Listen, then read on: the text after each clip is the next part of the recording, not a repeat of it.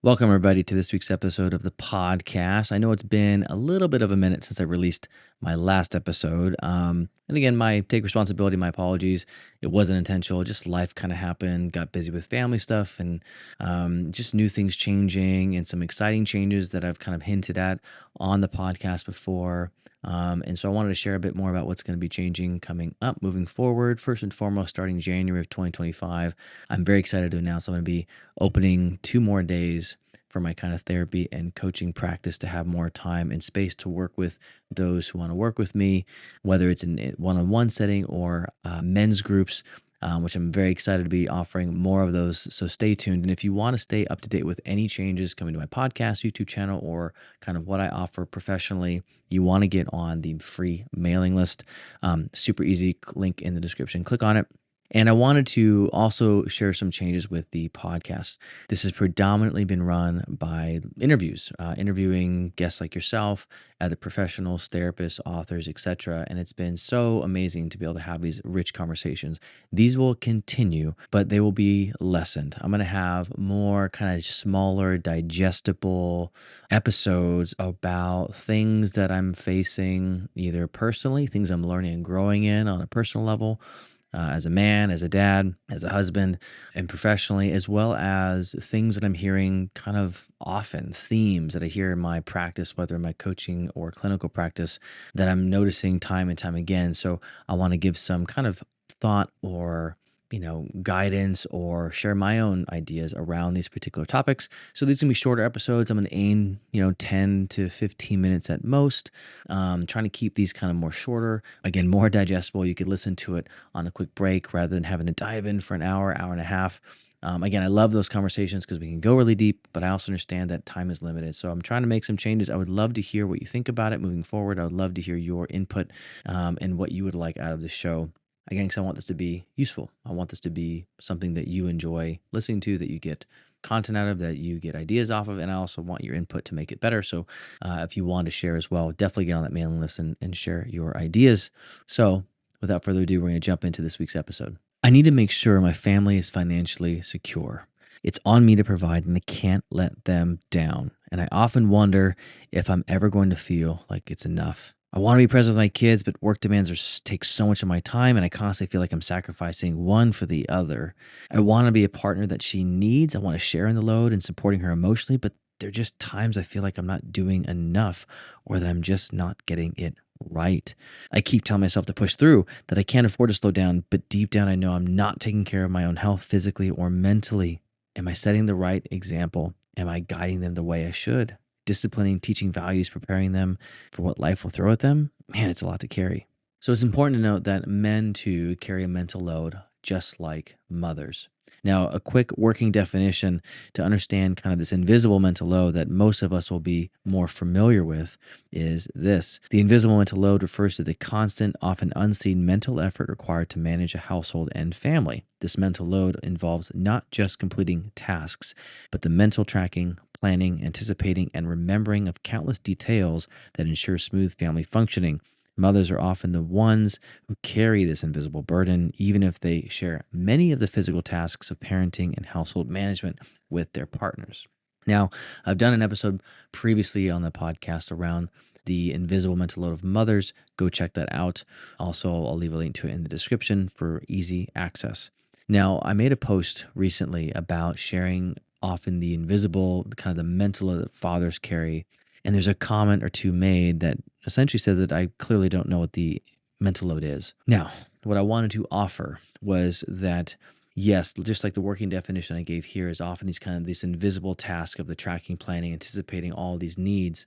And often mothers tend to carry that, at least this invisible labor that goes often unnoticed or unseen or is just expected of them. And there's different reasons as to why around socialization of what it means to be mother or feminine or what it means to be father or masculine. And what I want to offer is a broader picture, one that is inclusive, one that is working toward teamwork, one that is working toward connection and support. Now, here's my quick thought is that yes, I think men, fathers need to do a better job, much better job at understanding the emotional, kind of that invisible mental load that their wives are carrying. That I think men can do more for the day-to-day tasks. They need to be involved with the planning and the tracking and the school drop-offs, the tasks of the household, like all the stuff that mothers are tracking, the emotional labor, all these things, and be more involved and understanding. And so what I want to offer is not so much about who has more, who's doing more, who is, doing the heavier lifting, but rather approaching one another with compassion, curiosity. And I think I want to encourage men listening to this. It starts with you. It starts with you taking that step of approaching your wife and your partner, inquiring what are the things she has to get done this week with the house, with the kids, with scheduling, with planning, with family, all that stuff. And how do you begin to understand all those things, all those tasks, those daily tasks that she is taking on, and to get involved with understanding how you can help take some of that on yourself this week? And this is going to be coming from an ongoing conversation with your partner, with your wife, not just once, not a one and done, but a ongoing week to week check in as life evolves, as seasons change, as the schedules get busier. And part of that reason why is as you're pushing into and stepping into her world, therefore making that emotional, that mental load no longer invisible, but seen, but noticed, but understood, and also taken on and carried and helped and aided. You become more involved, therefore giving her the relief often much needed so she feels supported by you. Now, on the flip side, often a lot of men, and this is what I tend to hear too, is that often there's this huge load of fathers that goes unnoticed that men are not sharing, that men tend to keep to themselves. And this is often, for most men, I think, rooted in more of a rigid view of what it means to be a man, what it means to be masculine, what it means to be a father. This kind of these really narrowed norms. And so part of what I want to offer today is that as we work towards actually understanding compassionate curiosity, how do I help my wife understand what her load is? What is an invisible mental load? So it's no longer invisible, but also how do I let her into my life? What is all that weight that I'm carrying? How do I let her to see and to offer her support for me? And as we do that, we share that burden. The burden becomes lighter, it becomes more manageable, it becomes more known and no longer invisible. And as we do that, we get connection. We feel supported. We feel understood. We feel seen. We're not trying to be in isolation, kind of white knuckle our way through life, not trying to just, be, man up, but rather, hey, I have someone in my life who wants to be on my team, who can support me, and I want to support her. I want to be part of her solution. I want to be involved, more involved with the kids than maybe my parents are. I want to be more involved as a dad, more engaged, not just going to work, coming home and checking out, but I want to be in my kids' life, in my wife's life. And this is why I think this is such an important topic and why I think we need to work toward, again, not the rhetoric of here's the invisible load for mothers and here's the thing for fathers, and we're going to continue to have this big chasm, but rather how do we come together? And so I wanted to talk about a couple differences and similarities between mothers and fathers. And some of the similarities are this, that both are working to providing for the family. Both mothers and fathers kind of take on that financial responsibility and providing a safe and stable home environment. And there's often this worry about planning for the future for both. Often this kind of, what do we do to care for our family? And at times it might manifest and look differently between mothers and fathers. The second would be balancing work and family life. Now, this is different, for stay-at-home mothers or stay-at-home dads versus, out-of-home working fathers and mothers. But often there's this experience of challenging and managing the careers or being present or, how do we do that best? And my encouragement is whatever your makeup of is your home is how do we work together about balancing that? What are your family values and priorities? What are you putting first? What is most important? And when you have those values, that vision, it's going to help with this kind of work-life balance. It's going to help kind of give you that footing, that grounding to come back to anchor yourself to, because this is what we truly value as a family. Now, guiding children's development, but both parents often share concerns over their child's emotional, social, and academic growth, and often wanting to support it. However, typically, as far as I'm generalizing, I tend to see that mothers tend to share more of that kind of burden, like the emotional development, the academic development, the kind of managing when kids get upset and when they're having arguments. And my encouragement is, dads, you are needed in this environment, that you need to step up more. And some of you might be thinking, well, I am doing the best. I don't know what to do because maybe you didn't have a great example. Well, maybe you didn't, but maybe your wife didn't either. And yet, guess what? She's doing the work anyway. So how can you step up and get more involved? Do you need to read some books? Do you need to understand more about emotional intelligence? If so, there's plenty of resources for you. I talk a lot about this on my show, on the YouTube channel, everywhere. So please check it out. We live in a day and age that we have so much information at our fingertips, and I know it could feel overwhelming to know where to start, but I want to encourage you that learning this is going to be so life-giving to not only you but your kids and your wife and your family.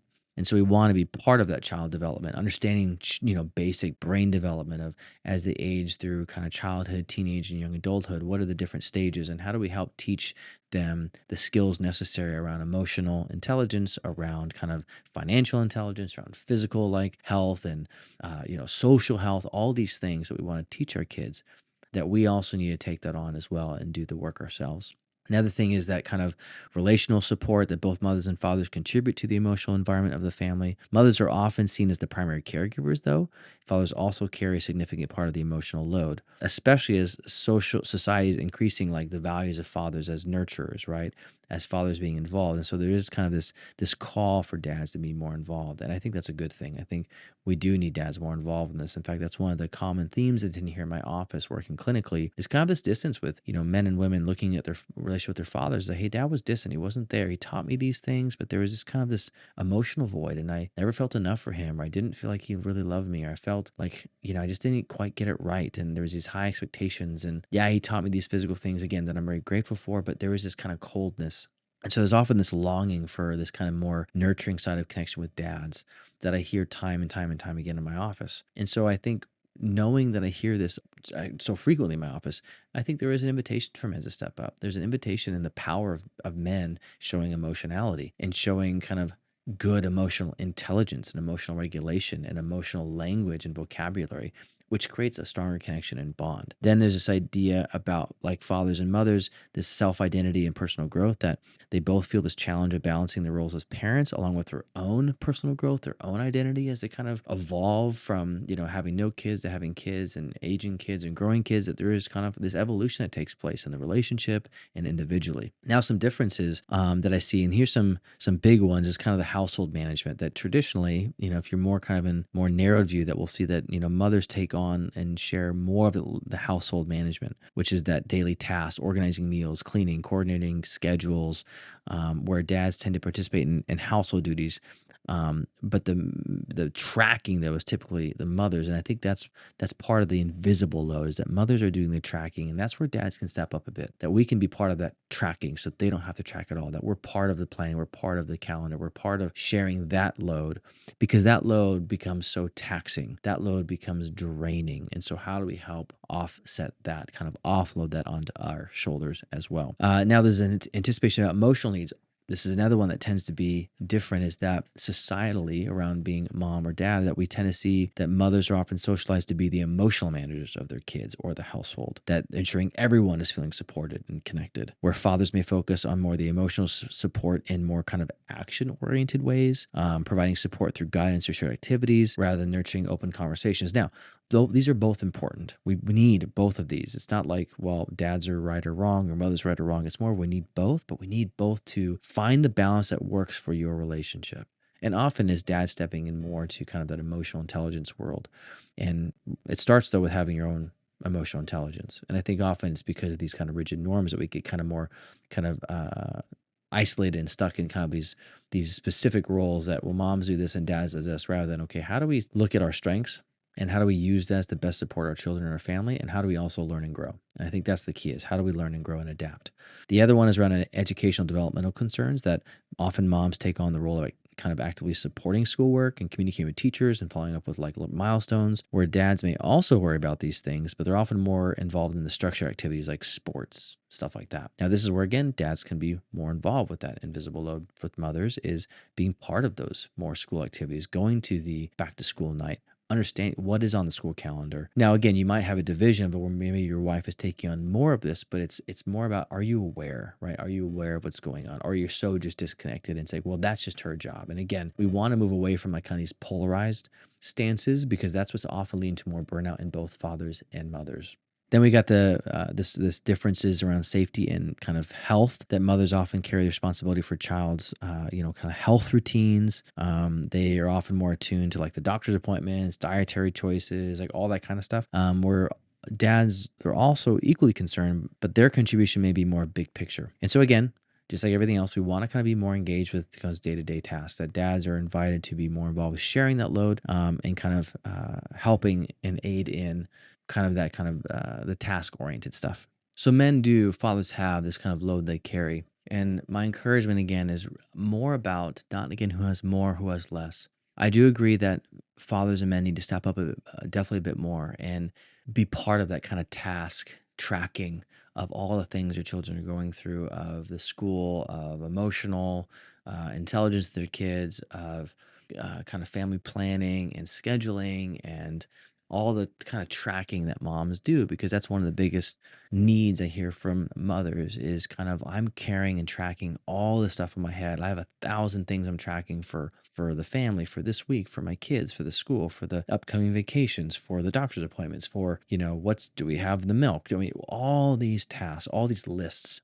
And often when mothers are stuck there, what I tend to hear is this division and kind of separation between the father and the mother, where it's more of these kind of more rigid rules that, well, I'm doing this, I'm doing the work, and I'm coming home bringing the, most finances, and I'm part of that's my role as a dad, is I'm providing financially, while the dad's stressed out about it, he's also saying, well, this is my role and this is your role, and becomes about what I do versus you do, or kind of an us versus them mentality. And that's not working. What we're seeing in the research is that there's a higher burnout rate for mothers and fathers, and that we do need dads. We need to step up. We need to do better at part of the tracking, planning. And there's apps you can get. There's calendars you can get about tracking, which is going to help support your wife. Give her the much needed break, much needed support from you.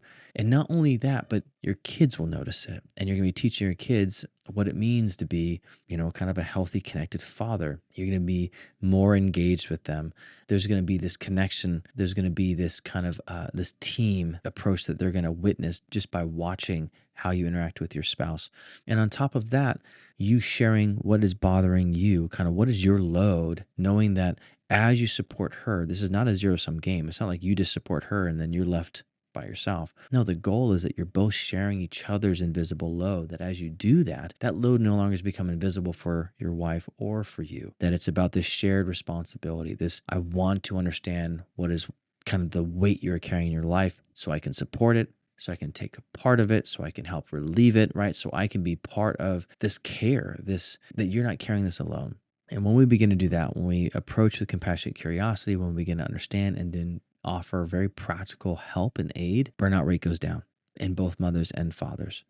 We need more. We need to have less distance, less isolation, less kind of othering, and more connection, more support, more compassion, more curiosity, more seeking to understand one another. Because so much what I see right now on social media, there's a lot of like, well, here's what I have, here's what I have. And so it just kind of becomes more polarized. It becomes more about us versus them, dads versus moms, moms versus dads. And that's not actually making any positive change. It's just creating more of a gap. It's creating more entrenchment rather than how do we turn toward each other?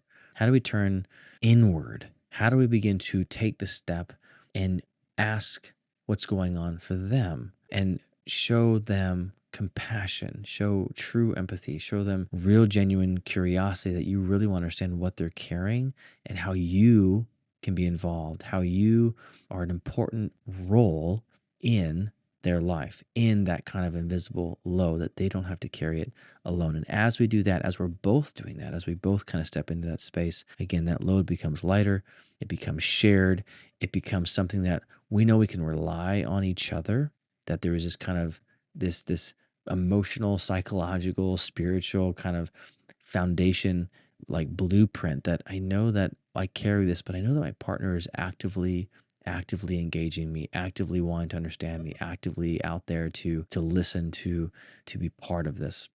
These are some of my thoughts, some of my solutions. Let me know what you think, and have a good day.